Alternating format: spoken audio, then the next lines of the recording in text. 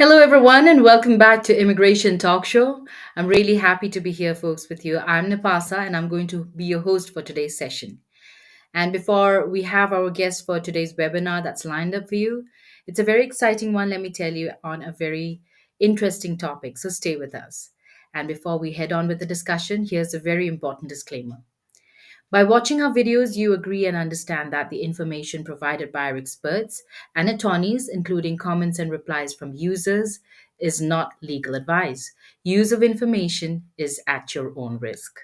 So, folks, welcome once again to Immigration Talk Show.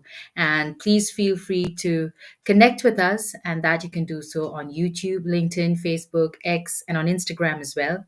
So, hit the like button, hit the follow request, and also don't forget to subscribe to us at Immigration Talk Show. And let me tell you that you can also be a part of this discussion, this webinar that we have lined up with a very esteemed immigration attorney.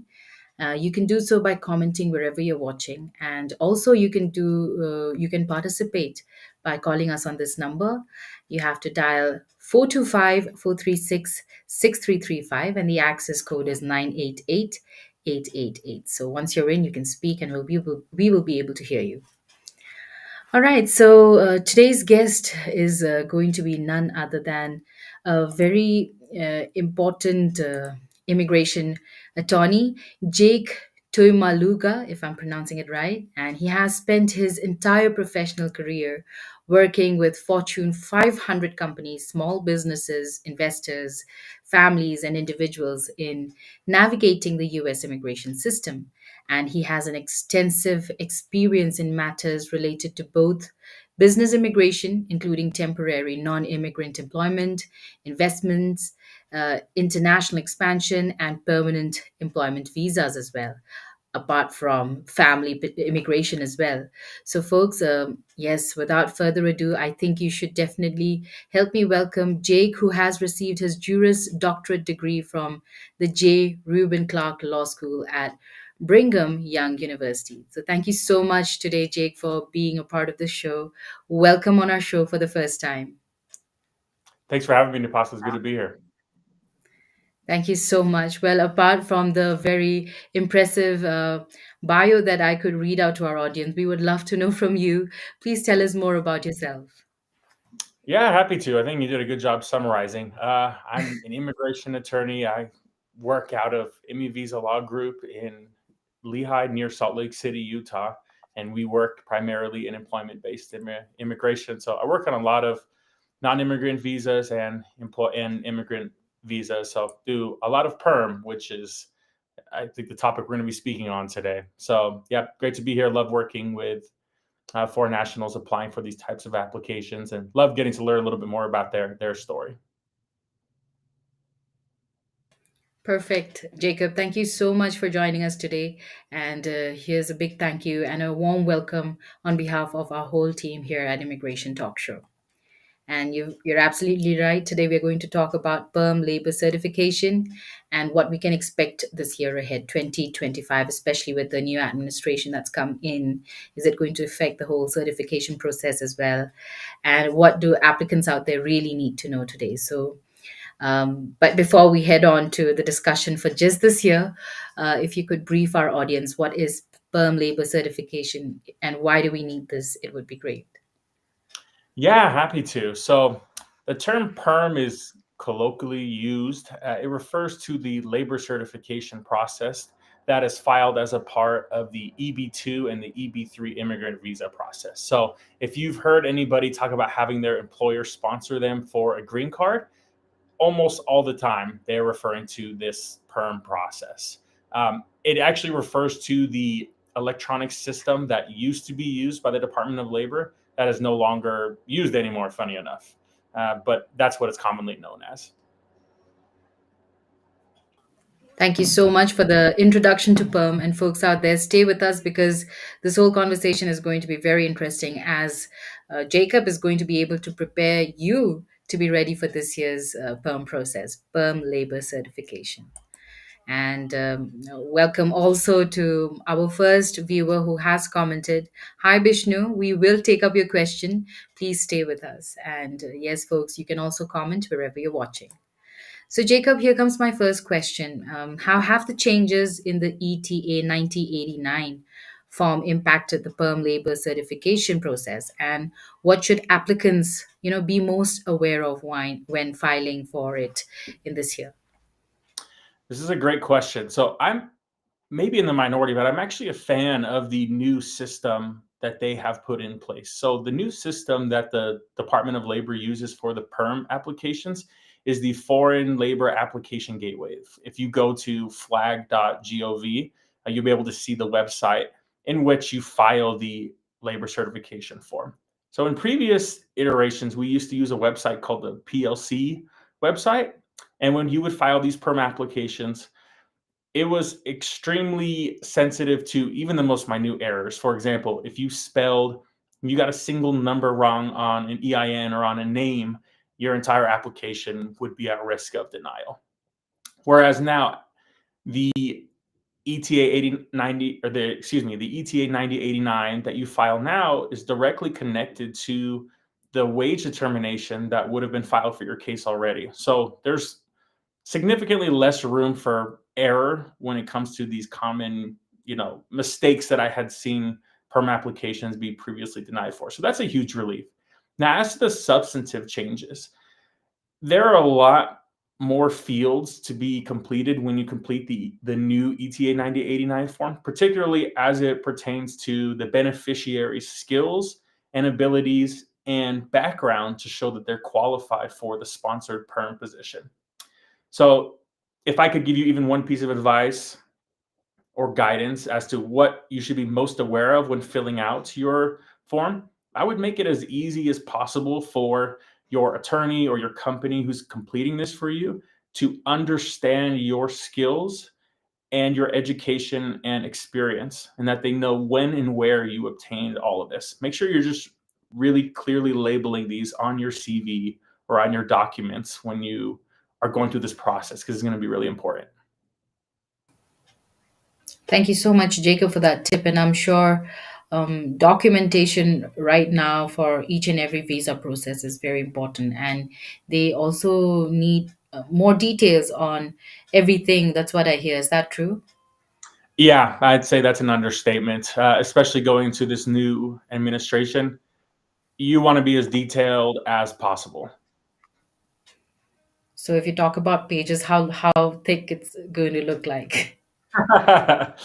Oh man, the more the merrier. I will say, just for me personally, when I'm working on a perm application, and I'm writing what your attorney or your company representative, who's ever filling this out, they just want to make sure that all of the experience or skills or accomplishments that you've written down are consistent. So they match your resume, they match your employment verification letters, they match your degrees or certificates, whatever you've got. They want to make sure all of those things line up. And then, second, they want to make sure that all of those same accomplishments or skills or whatever match up to the skills that are required on the perm application. I do suspect, and I think we'll talk more about this, I'm sure, that there are going to be there is going to be a significant increase in the amount of audits and a higher level of scrutiny on these applications. And just being transparent, there really was not, in my experience, very much in the past 4 years. Uh, of all the labor certification applications I filed, there was significantly less audits conducted in my personal practice in the last 4 years than under the previous four. And so I expect, sadly to say, that there will be probably a return to a higher level of scrutiny. And with that being said, you just want to make sure that you can prove that you have the necessary credentials to qualify for the sponsored position. There you go, folks. You have it all. And thank you so much, Jake, once again. So I think we really need to keep so many things in mind while we go through all these filing process. It needs all our attention. So you've got to put your head on the game and yes, make sure that you have enough details. I think it's never enough from what I hear, but yes, all the best, folks. So moving on to this next question, Jacob, could you tell us, with wage transparency laws that are evolving also, how can applicants ensure that they are receiving fair and compliant job offers, under the perm process? Yeah, I would say this should be done at the very obviously, this should be done at the very start of the process. So I know when you're negotiating job offers from a company, obviously you're thinking of the bottom line first, and then second, is this going to be enough for me to qualify for perm, right? The Mm. most important thing you should consider for this particular question is whether you are going to be paid the expected prevailing wage level. The way I try to explain prevailing wage is you should essentially think of it as the minimum wage for the position you're being sponsored for based on the geographic location you're working at, the employment experience and education required, and the skills required for the position. What does the government believe is the minimum wage you should be paid in that position? So there's actual data that you can pretty much figure out what that is before you even apply, before your employer applies. It will take the government probably 8 to 9 months to tell you what you can figure out in 10 seconds, maybe let's say 1 minute, generously. So you're going to want to go to the Foreign Labor Application Gateway website that I described, and there's a subcategory under on the homepage called wage data. You're going to want to click on that link. And then from there, as long as you input in the corresponding SOC or ONET code that relates to the position you're being sponsored for, you'll be able to see one of four wage levels that are brought up in the area of intended employment. So if you put in all of your information, put where you're going to be working, and put in this code, which your attorney or your company will be able to share with you, you'll be able to see what the wage level range is. I have a friend of mine named John who actually created this website that I like to use as a reference as well, where you can actually put in the forecasted estimate for how long for the amount of time or experience that's being required in education. And it can give you an estimate of which level wage you'll be issued between level one, two, three, and four. And that's flcprevailingwage.com. Can't promise 100% accuracy on there, but I like to use it as a helpful tool for you to reference to see, where do you think it falls within. That's interesting. So currently, how many perm certification are you working on? Maybe this year, let's say since Oh, January. well, since January, dozens, I suppose, is probably the easiest way that we're working on, that I'm working on right now. Yeah, a Mhm. lot. It's a I'm good time. sure. I'm sure. Maybe we can talk later about some of the most interesting case studies you had. Uh, I we'll, got you. sure. Okay, great. All right. So I'm just saying hi to Pankaj as well. Thank you so much for commenting. Just stay with us. We will be taking up your comments a little later in the show. So now moving on, what do you also have to say about the wage transparency? Do you think it's going to be transparent enough? Yeah, I think you have to be. I mean, I think if you look at the rhetoric from President Trump or the Trump administration, there was obviously a huge push during the election cycle to talk about protection for American workers, and obviously immigration was a huge topic of the election. And I think as a result of that, kind of like I had said earlier, I think there's going to be a higher level of scrutiny on whether immigrants who are being sponsored for these jobs are being paid fair wages. And as a part of that, there's a need for transparency. Absolutely. If you, again, when you go through the labor certification process, during some parts of recruitment, the employer is required to disclose what the salary being offered is. And I would not personally be surprised to see additional changes that are made to the labor certification, the PERM process, that require further transparency with the wages that are being paid. And I personally think this is something that would also prove beneficial to immigrants, foreign nationals who are being sponsored as well, to ensure that they are being paid fair market value for their services. Correct, you're right. And they say, immigrants are paid lesser than what Americans would be paid. Is that true?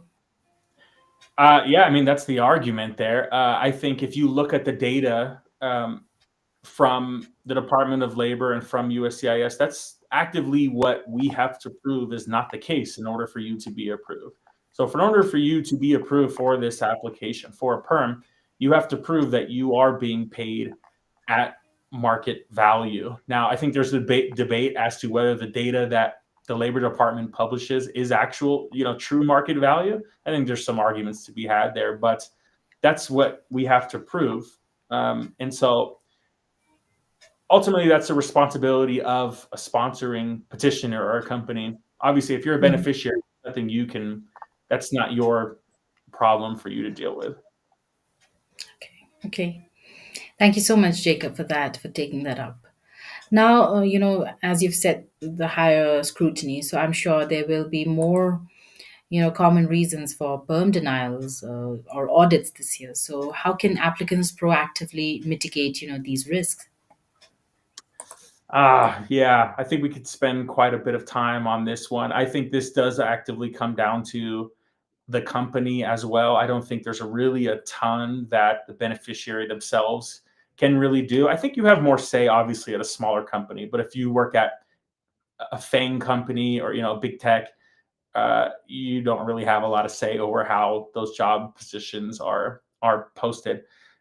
Just to give you my experience, what are some of the most common reasons for denial? I will say for major corporations, huge companies, biggest issues are you receive qualified applicants who apply, right? Or you when you submit your recruitment reports, if you are audited, you cannot show that there were unqualified Americans who applied or US workers, right? If that happens, if you have somebody who's qualified for the position, you cannot proceed forward with the perm, right? So that does happen.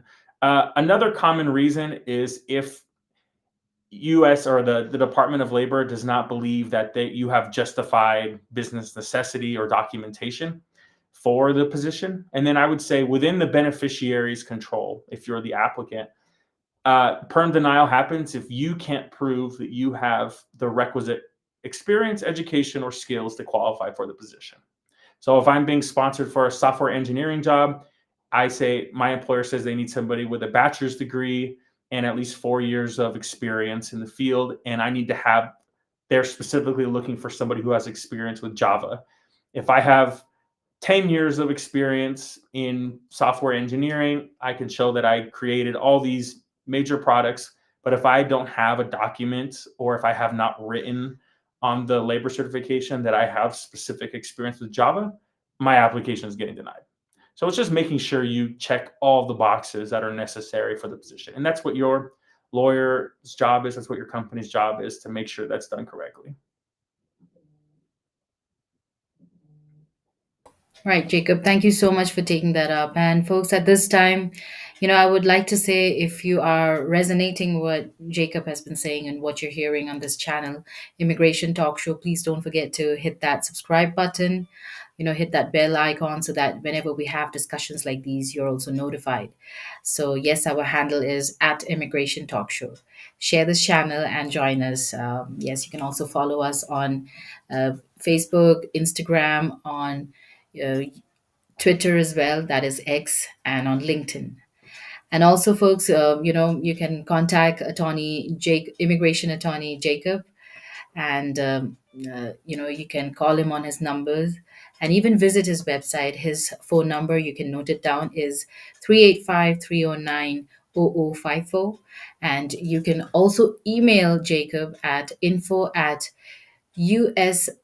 immivisa.com, USIMMIVISA.com, and also go visit www.usimmivisa.com/team dash member at Jacob Tuimauluga. You can check this out, you can note this down and go check it out. Thank you so much, Jacob, and I hope you're enjoying this conversation. Oh yeah, it's a good time. I appreciate it, Pasta. Thank you. Yes, I'm sure this is like things you do every day, so it's like 100%. it's your jam. So moving on, I think I have my next question, and that is, how does the shift toward remote and hybrid work arrangements, since this has been the fashion ever since the pandemic, I guess, and we've seen this more. So, how does it affect perm applications, and what should applicants clarify with their employers, regarding their worksite location? What should they mention? What should they not?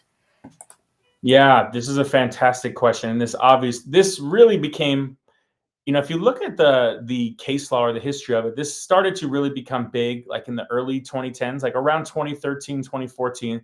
There were case law that came out from Bauca that basically discuss this issue of whether a company was required in their advertisements to disclose that you had a work from home option or remote work option. Obviously, now in 2025, this is extremely, extremely common.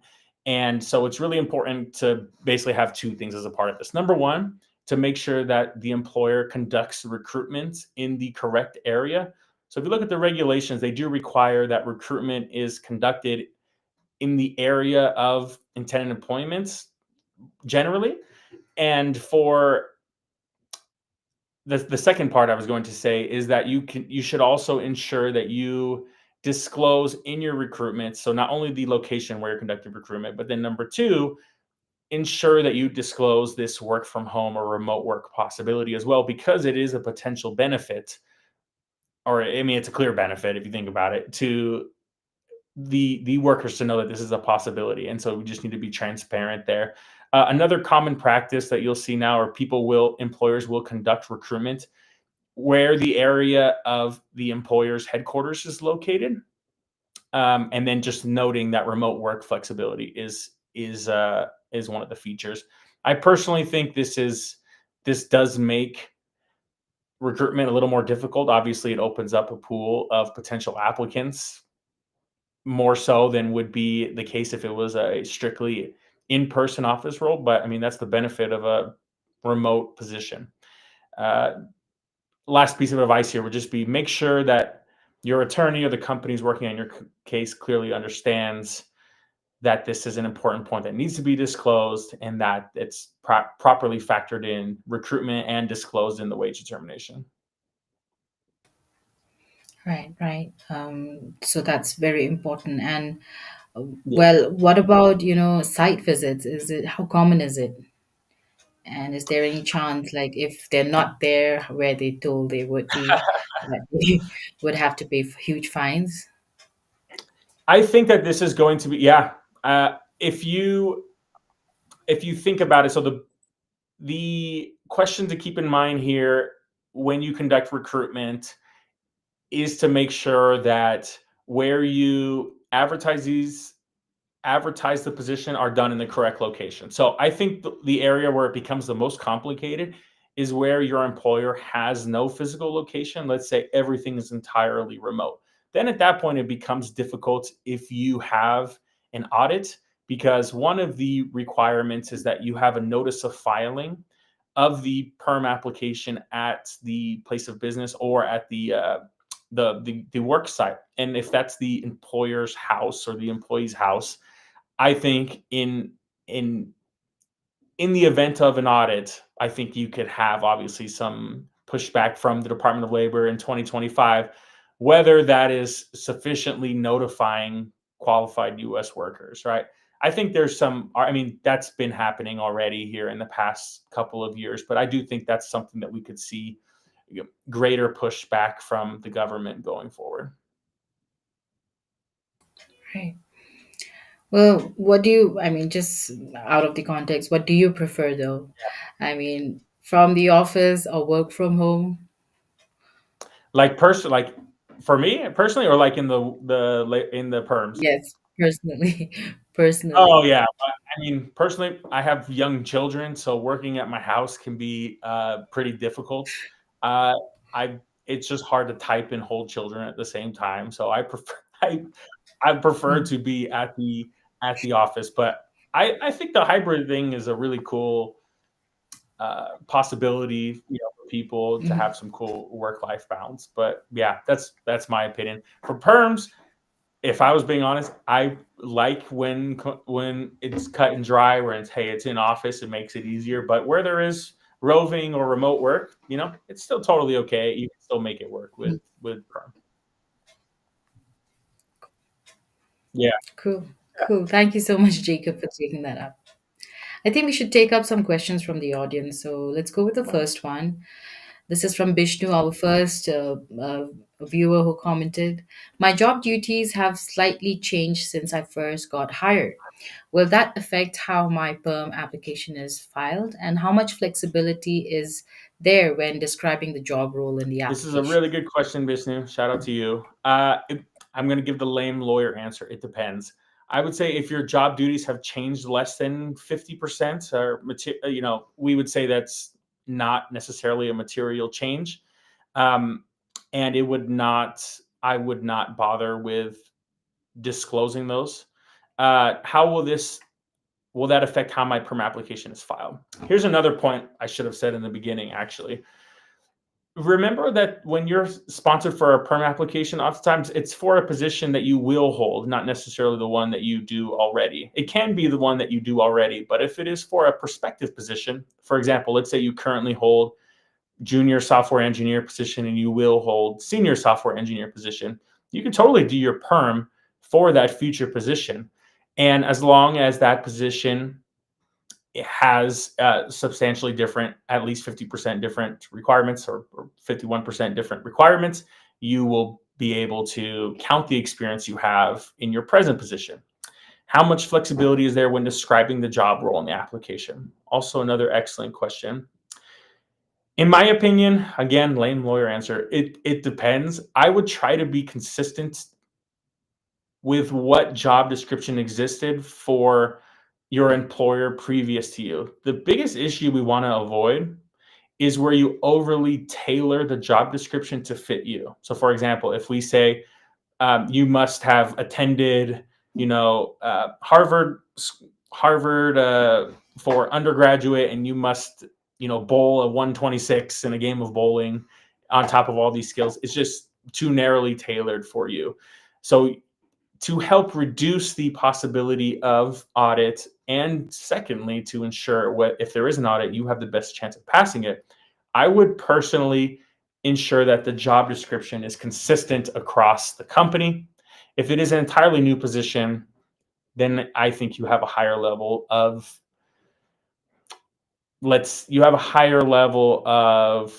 uh, what's the right word, discretion in the job description. I hope that's helpful. Perfect. I'm sure Bishnu has got all his answers. Thank you so much, Bishnu.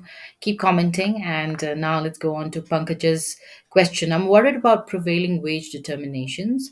With inflation and everything going on in the economy, are wages being adjusted in a way that could make it harder for employers to justify hiring foreign workers like me?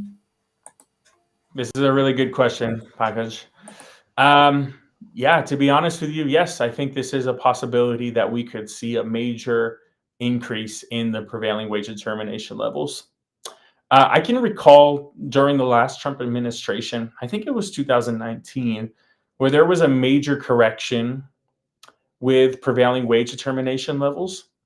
And I mean, in some jobs, you saw as big of an increase of, like, over 50% increase from the previous level one wage to the newest level one wage upon update. So we will see updated DOL wage levels here in the next few months.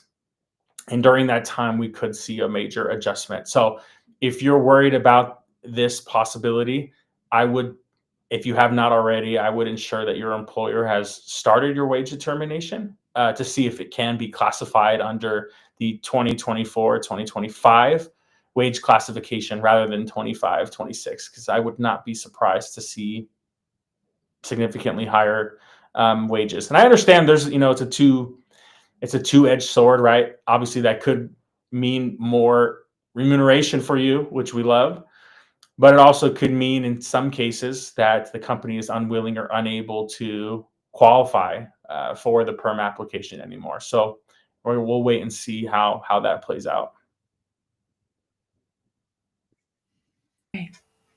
Right, Pankaj, thank you so much. And thank you so much, Jacob, for taking that up.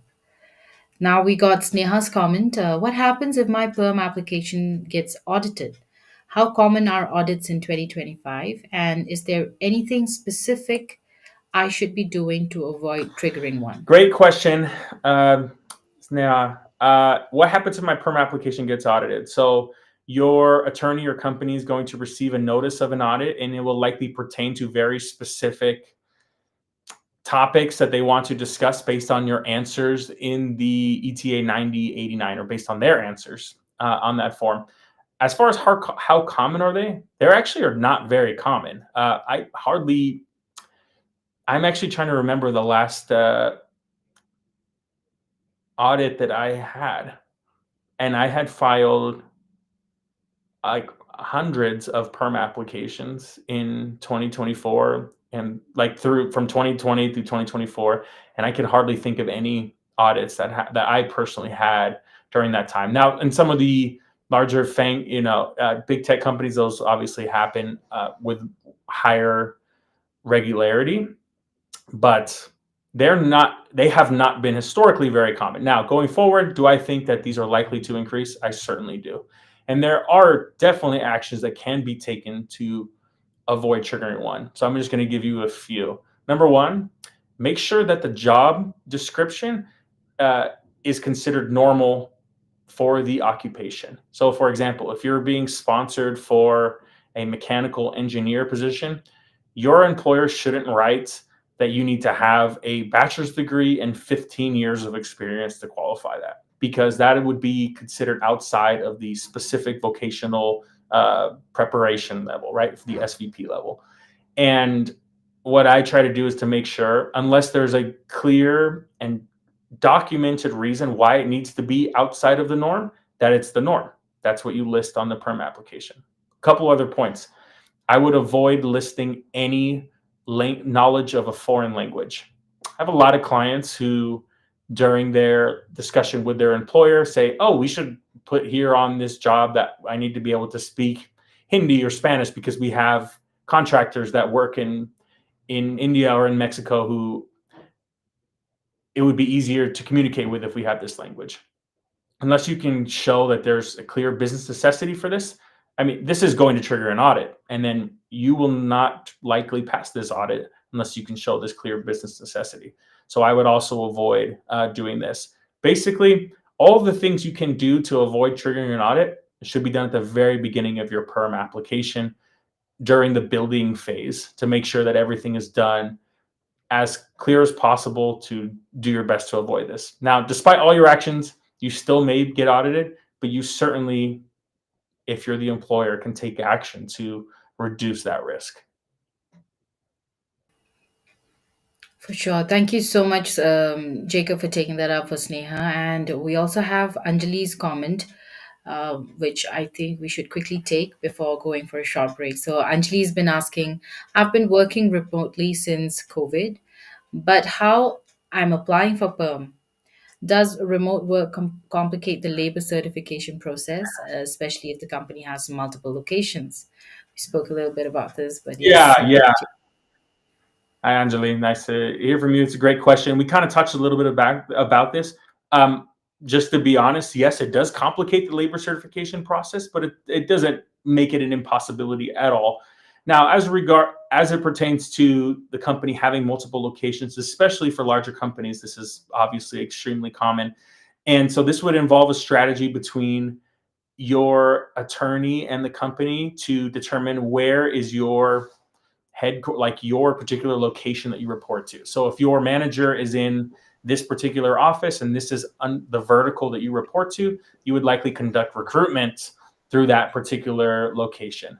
Again, as I had mentioned earlier, through the recruitment and on the wage determination, you would want to make sure that remote work was disclosed as a perk or a part of the job, and also during the recruitment to properly notify U.S. workers, because without doing that, that can result in potential labor certification denial. But yeah, you could totally get approved even with remote work, even with multiple locations for your company. All right. There you go, Anjali, and all the very best. Folks out there, of course, you can also have a one on one consultation with attorney Jacob Tuimauluga. Sorry. Jacob, how do you pronounce that? I think I should You're chilling. pronounce It's Tui Mawalunga. Yep, you're just fine. it. Okay. Jacob, yes. For sure, folks. And you can call him up on his number, which you can note down. It's there on the screen 385 309 0054. Once again, I repeat 385 309 0054. And you can email Jacob at info@usimmivisa.com and go visit www.usimmivisa.com to get to know more about attorney Jacob. Thank you so much, folks. Don't go anywhere. We'll just go for a short break and be right back here on Immigration Talk Show.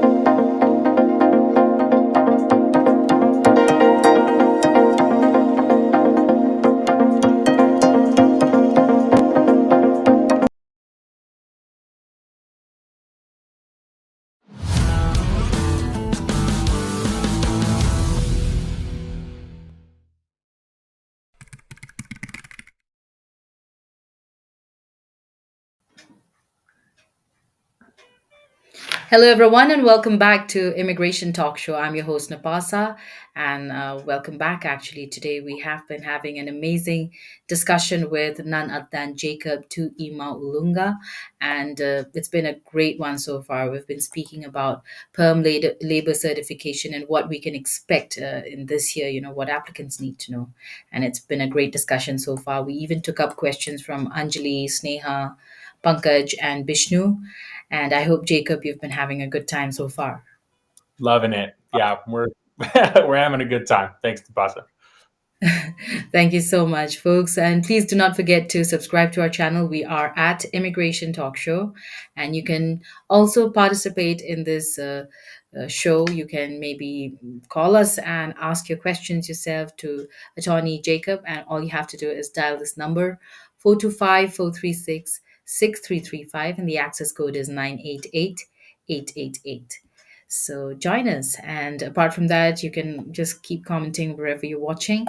And yeah, let's go on, Jacob. I have a few more questions. So my next question would be, with AI driven job applications, that's pretty high right now, and you already see that there are so many job offers and job vacancies on that too. So what strategies can applicants use, to stand out and ensure that their qualifications are properly considered during the perm recruitment process? Yeah, this is a really interesting question. I thought about this for a while. I think ultimately, when you're trying to get your perm application qualified, let's say, notwithstanding an audit, if you just think within doing what's within a employees or the beneficiary's control, I would say the best things that you can do are to make sure that you have as much documentation of your skills, of your experience, of your education as possible. I would make sure that documentation is bulletproof. So, for example, if you earned your degree, let's say in India or outside the US anywhere, I would make sure that you have an academic equivalency evaluation, whether it's from WES or whatever evaluation service it is, and make sure that your attorneys, your companies have this documentation at the very, very beginning of the process. Because as long as you have the requisite credentials, you have done everything within your power to qualify. Now, the problems that I have seen in the past are where somebody claims they have these skills or experiences. Obviously, education, you just have the degree and transcripts, or you don't. But where somebody claims they've obtained these skills or experiences from a past position or from a certification, but then when the time comes to have to prove this, they're unable to obtain this. Whether the company HR representative's unwilling to write the specific language that you're looking for, or whether the company just doesn't exist anymore, whatever problem it is, you want to make sure you do this at the very beginning of the process. That way, when the perm process is done, let's say it takes 18 months, 20 months, whatever it is at that time, that you're still ready for your submission, that you've done everything within your control to qualify.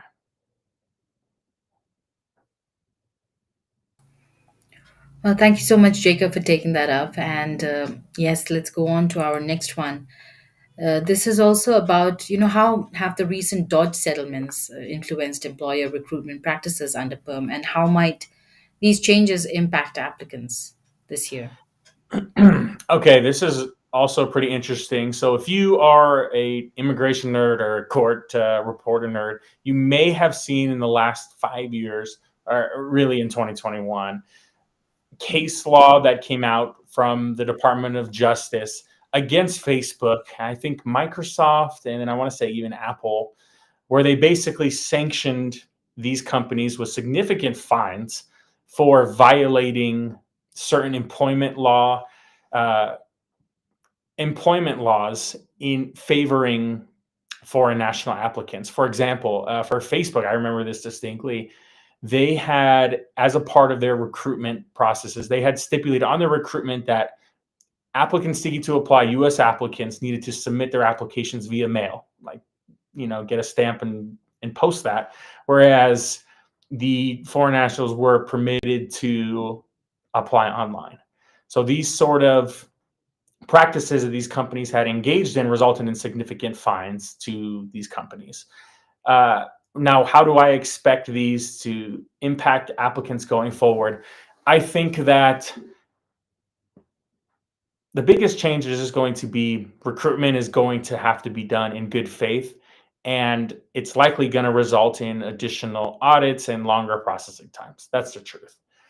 I think that for a long time, immigration attorneys or companies in general really have almost acted like bad recruiters, where you're essentially have been trying to advertise positions in mediums or outlets or avenues that try to attract the least amount of eyes, or to make things as procedurally difficult for qualified applicants to apply. And I think that's still, like, truthfully, something that they're going to take a greater look at to make sure that companies are giving American or US workers a true chance to qualify for positions. So, with that being said, it all comes down to the beginning of the process during the strategies to make sure that the job description is legitimate and that it weeds out those applicants that are not truly qualified for the position.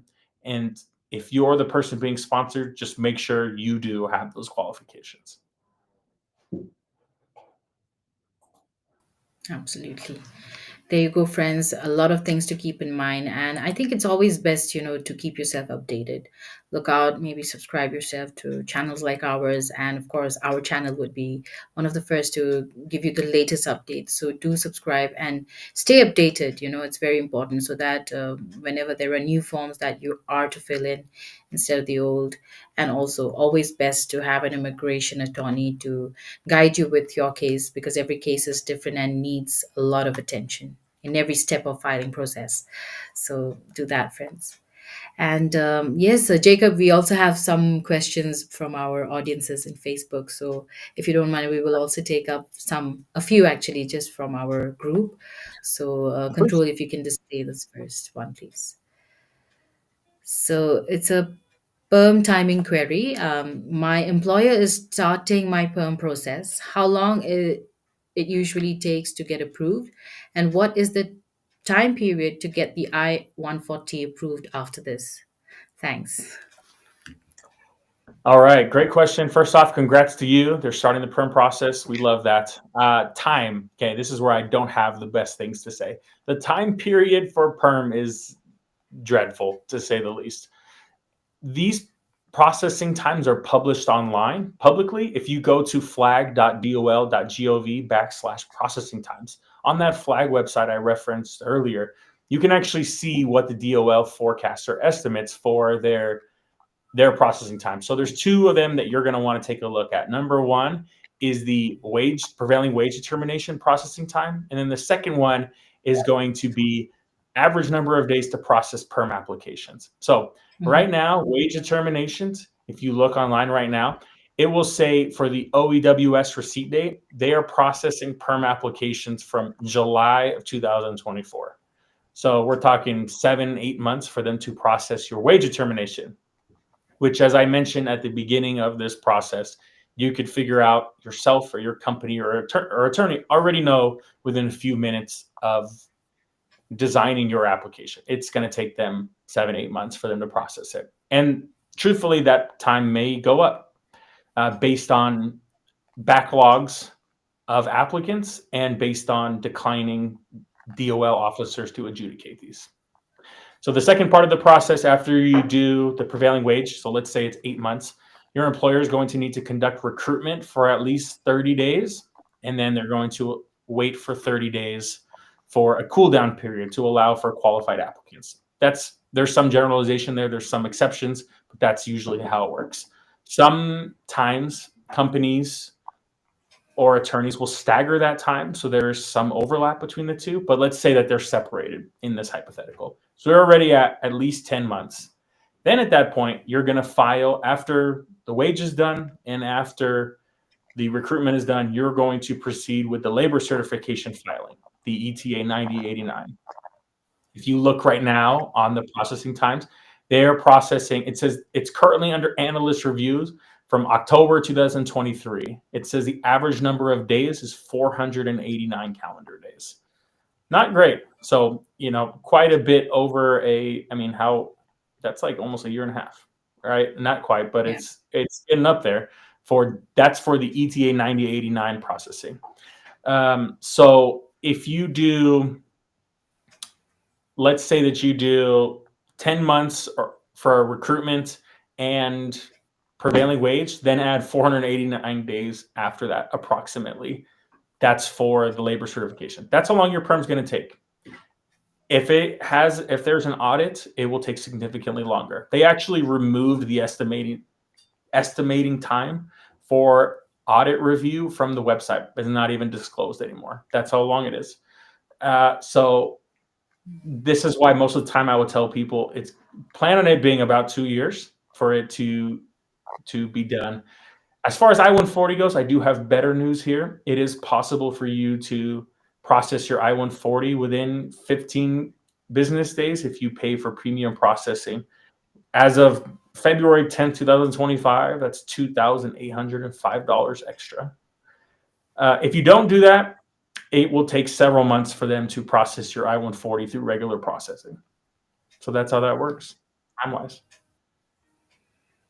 There you go, friends. I think that is the best Jacob could come with. So I think patience is virtue, especially when it comes to your perm and the I-140 process. Of course, you can always go for uh, premium processing. So all the best, folks.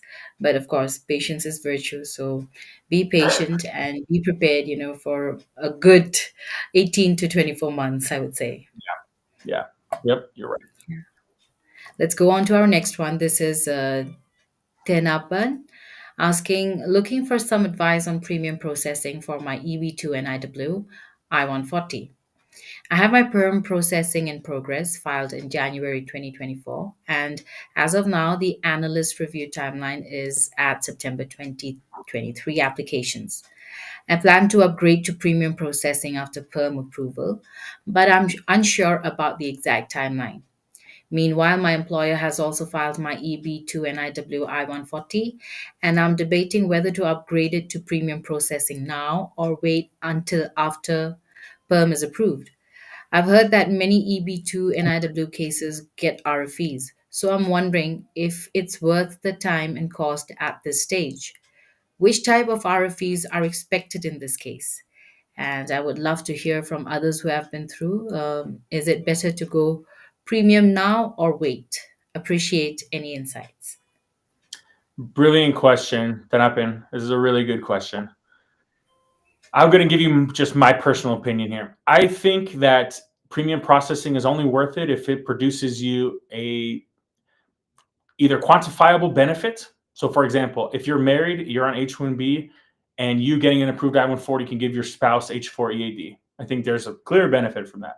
Another benefit would be my priority date is early enough where I could apply for adjustment of status or another immigration benefit. I'd apply for that. If I need a exceptional hard or a compelling circumstances EAD, a C-35 work permit, because I'm going to lose my H-1B job, I might get, or I'm on an L1, O1, and I'm going to get laid off and I want a work permit, do premium processing, because having an I-140 will help you do that. I think all of those things are worth it. I also think it would be worth it to you if you really value peace of mind and, having knowledge that your application is approved is going to bring you that. I think, it's hard to put a dollar figure on that for people. I think it's worth it to do premium processing personally for EB2 and EB3 PERM cases, because the RFEs there are significantly less frequent than a national interest waiver. So I also work on a lot of NIW cases, and basically as of November 2024, RFEs for NIW cases have skyrocketed. And a lot of these pertain to whether your proposed endeavors of national importance and whether you're well positioned to advance your endeavor. Specifically, these RFEs have been really hitting hard on those with CS or IT backgrounds who've applied for really STEM applicants in those fields who have applied for NIWs because of these, what's a better word for crappy, a more professional word, really dreadful processing times. So if I were you, I would not do premium processing for NIW unless you have a really solid proposed endeavor or you have extremely compelling circumstances, because frankly, I don't believe USCIS is going to fairly adjudicate your case. I think they're going to issue an RFE, and then it may be difficult. It may be a difficult RFE to respond to. And then even if they misapply the law or misuse it entirely, you cannot sue them in court for basically a federal judge to compel them to re-adjudicate the case because of the Porcina case law. So for that reason, I probably am not going to do premium processing in NIW. Again, I usually don't recommend people do that unless it brings those benefits that I talked about earlier. But I think the premium processing for your PERM application is worth doing if you can afford it and if it brings you one of those benefits. Yeah, sorry, I know that was a long answer. No, that's cool. That's cool, really, Jacob. And thank you so much, actually, for taking it up. So, yes, and now my next question to you is, hi, this is from an anonymous member.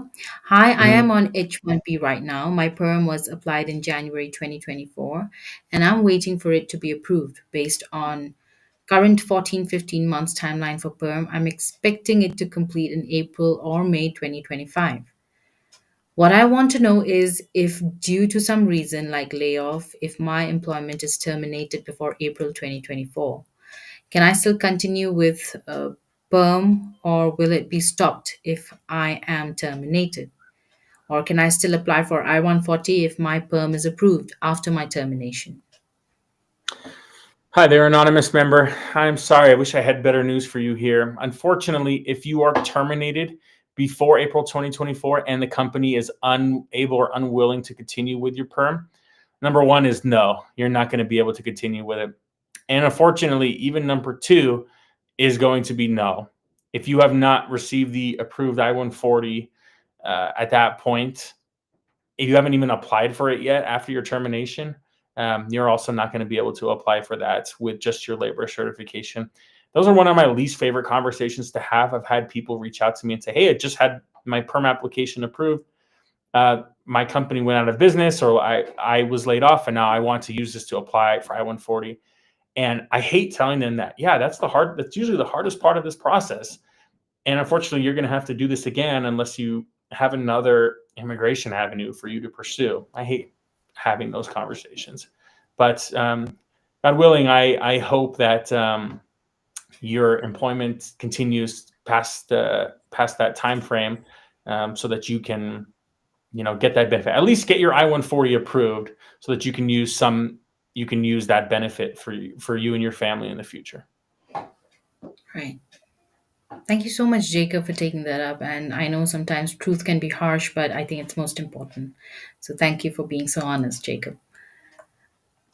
I try. Now, this next one, I think this would be one of the last. Hi, guys. I'm in PERM approval stage for my green card. My priority date is September 2022. I expect the PERM approval to come around June 22 period. Happy case. Questions are, can I go to India in this duration or be in India when the PERM gets approved, that is May or June? If everything goes well, can I still be in India when I-140 gets filed, premium or otherwise? And for any travel I make in general in the above period, do I need to tell that to my attorney? Okay. Well, congrats to you. This is awesome. Let's talk about the PERM. Okay, so we're talking about PERM approval on here. All right, I'm going to give the lame lawyer answer again. The answer is it depends. The primary consideration I would make here is, what is your non-immigrant status? So I'm going to assume here that you're on H-1B or you're on H of some kind. That's the most common non-immigrant employment status that people have. If you have H-1B or H-4, feel free to go ahead and travel during this period, even with a pending PERM application or approved labor certification. It's extremely, the H-1B visa allows for immigrant intent, meaning even if you disclose or asked if you have an approved labor certification or you're applying for an I-140, you're not going to have any problem re-entering the US, or at least you should not. So I would not fear traveling to India during this duration. Now, let's say that you're not. Let's say you're actually in F1 or F4 or some other non-immigrant visa classification that does not allow for immigrant intent. In those cases, I generally avoid. I usually recommend my clients do not travel after the labor certification is approved during that time. I'm assuming, since you are an Indian national, have been sponsored by an employer, though, that this is not the case, that you're probably on H or L or O, and you'll be just fine if you travel. Number two, can I be in India when the PERM gets approved? Yeah, 100%. You should have no issue doing that at all. Number three, if everything goes well, can I still be in India when I-140 gets filed? Yes, absolutely. Again, because of the non-immigrant or the immigrant intent that an H visa allows for you to have, you should be just fine, or an H-1B specifically. For any travel I make in general in above period, do I need to tell that to my attorney? Okay, this one I'm going to tell you yes. Just from my personal experience, as attorneys, we really have angst, we feel anxiety when our clients do international travel without talking to us first, because there may be case-specific circumstances that only your lawyer knows about that you need to discuss with them before you leave. So anytime before you leave the country, I ask that my clients specifically discuss this with me, just to make sure that we can fully review their materials or review their application before they leave, to avoid any potential issues in the future. There you go, friends. Thank you so much, Jacob, for taking up each of these questions. And well, it was great getting to know. I wonder if you have some more time to be with us. I have more questions, but I don't know if you have enough time. You know what? We can make this happen, Prasa, of All right. course. Yeah. Mm-hmm. All right, so let's go on with Ravi's comment. He's asking, I'm currently on an H-1B visa and my employer wants to start the PERM process soon. But with all the talk about policy changes after the 2024 elections, could that impact my application or even my chances of approval? Hi, Ravi. Well, I'm glad that your employer wants to start this process. Again, to be honest, do I think that there could be changes here based on the new Trump administration? Yeah, I think it's totally possible. I think as long as your employer has those expectations set in the beginning, and you have a good team that you're working with, or your company has a good team, Mhm. you're doing the best that you can within within what's within your ability to control to apply for the application. It's possible that there are increased audits. It's possible that wage determinations or wage levels increase. It's possible that there are even greater changes than that. Uh, Mhm. all you can do is what the law states right now with what's in your ability to control. Thank you, Ravi, for participating, and also Jacob for being such a sport. Well, my next question, is like DOL processing times remain unpredictable. And Yeah. what are the current, expected timelines also for each stage of the PERM process this year? And how can applicants plan accordingly? Yeah, I think that I kind of went over this a little bit earlier. I can even share my screen if you want. Would that be all right? I can share, or I can Yes. send you the link about this. But let me see if I can do this. We're testing my tech skills here, guys. All right, here we go.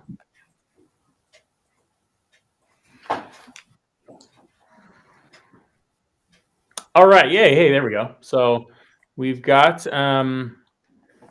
we have this right here. So if you look, prevailing wage processing times, we have PERM. I had mentioned this earlier. Just check this out right here. This is where you'll go, flag.dol backslash processing times. You can scroll down here and see how many perm. Look how many tens of thousands of perm applications that they are working on right now for requests. Mhm. So you can see that that number is not going down; it is increasing.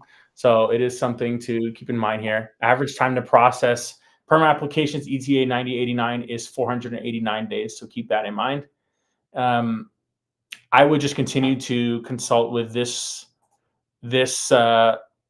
website to make sure that you are kept in the loop with how processing times are going. And unfortunately, I do not think that this is going to go down anytime soon.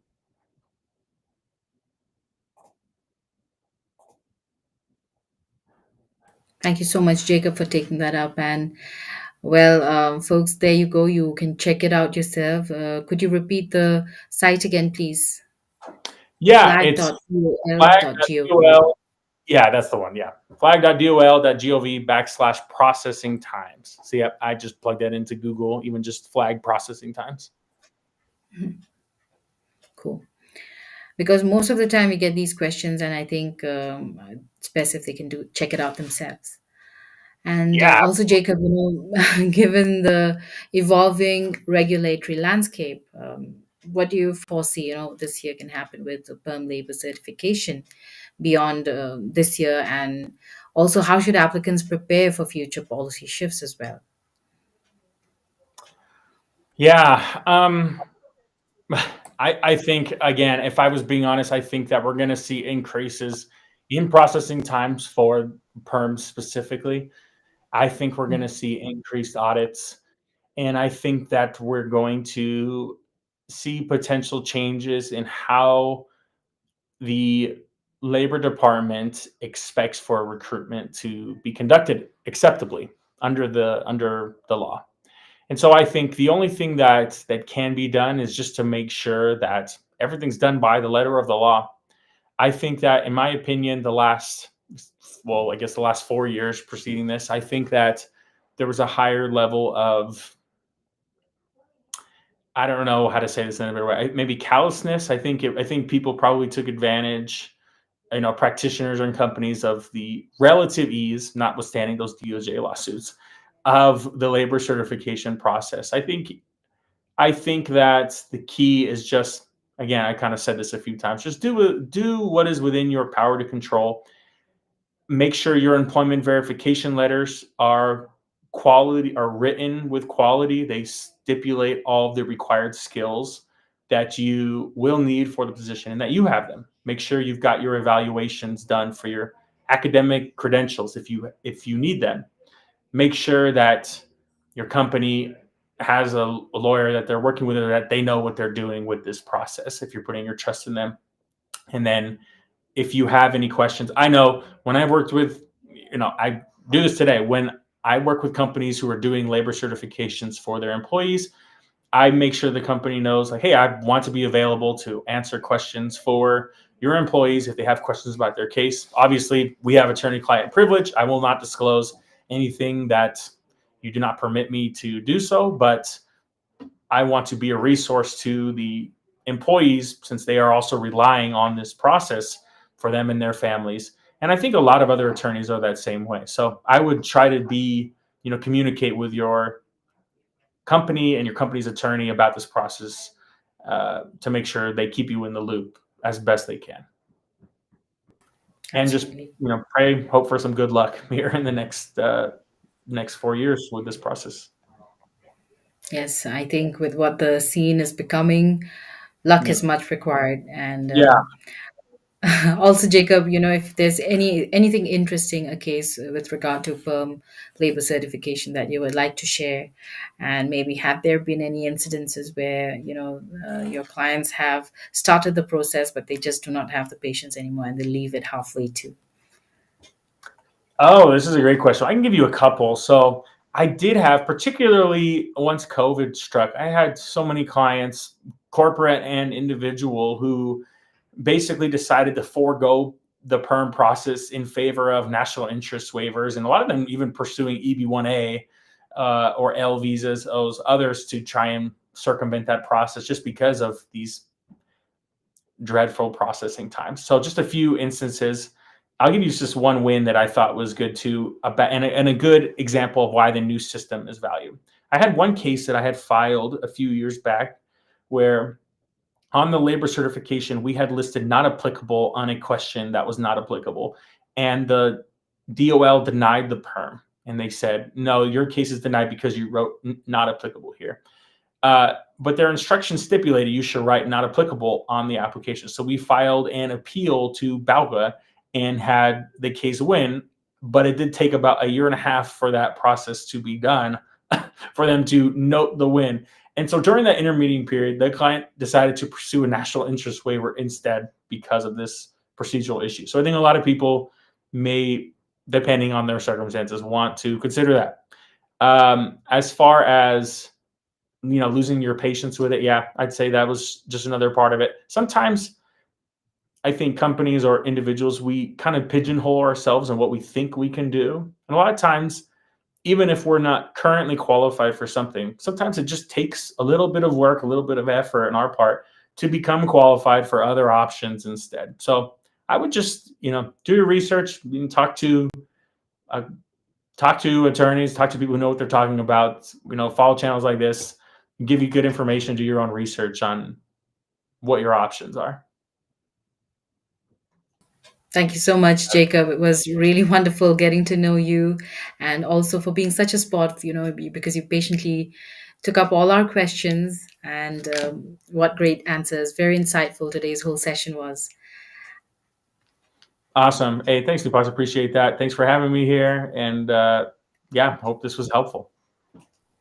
I'm sure it indeed was very much. So, folks, do not forget to subscribe to us. We are Immigration Talk Show, and our handle is at Immigration Talk Show.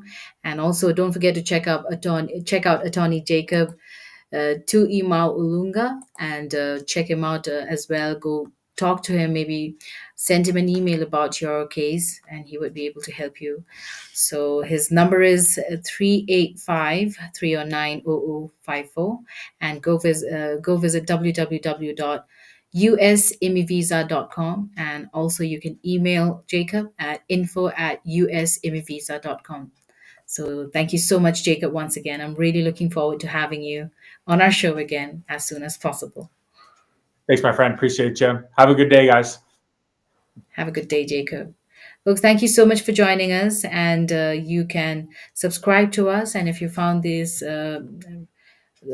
content that you resonated with, do not forget to hit that bell icon so that whenever we have discussions like these, you're also notified.